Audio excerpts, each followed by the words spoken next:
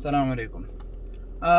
একটা মাইয়া রট আফা না কি আফা কে জানে টিকটকার হিতি কয় নোয়াখালী বিভাগ চাই, নোয়াখালীতে কিচ্ছু নাই, নোয়াখালীর মায়ের বাপ মনে কথা ঘুরাই ভাই, বুঝছেন, ঘুরাই তিন যেটা লাগাই। নোয়াখালী যদি সব কিছু থাকতো আমরা বিবেক কি লেগে চাইতাম। আমাদের নোয়াখালীর উপরে বিশ্ব রোড যায় নাই, যার কারণে আমাদের উন্নতি হয় না। আমরা রাজধানীর সাথে মিলত না, লাইক কুমিল্লা, যার কারণে আমাদের উন্নতি নাই। তাই আমরা বিবেক চাইতেছি যাতে আমাদের উন্নতি হয়। কিন্তু হিতি নোয়াখালী কিছু না, নোয়াখালীতে বিবেক চাই। শয়তানের বাচ্চা মাই, আমরা বিবেক তো এই কারণে চাইতেছি যাতে করে আমাদেরকে বিবেক দিলে আমাদের কিছু উন্নতি হয়। এরপরে কিছু হালার পোহালা আছে কুমিল্লার ইতর খেত খামার, এটি কয় কি যে নোয়াখালীতে আগে এমপি মন্ত্রী ছিল, তারা কেন উন্নতি করো না, এমন এমন এমন।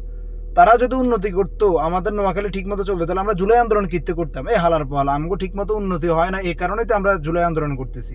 করে ওদেরকে বিদায় করে আমরা এখন তো করে বইয়েছি, বা নতুন উপদেষ্টা গঠন করে বসাইছি। এরপরে যে যাতে করে আমাদের নোয়াখালীতে কিছু উন্নতি বা পুরো দেশে একটু উন্নতি হয়, এই কারণে তো আমরা জুলাই আন্দোলন করে এদেরকে বসাইছি।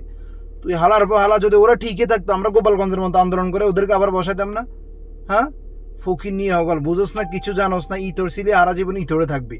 আর নোয়াখালী কি এটার নাম কি কয়, ঢাকা থেকে বাস এটা আইতেছিল, ওটাতে তোকে তোকে পাশায় আঙুল দেয় নাই। তোরা কি লেগে বাসে আটকাইছিস? ওরা কি কুমিল্লার মধ্যে কি আন্দোলন করছো? ওরা ঢাকায় আন্দোলন করছো। তোকে যদি বুকের পাটা থাকতো ঢাকা যাইতি, ঢাকা কি ওদেরকে বাধা দিতি?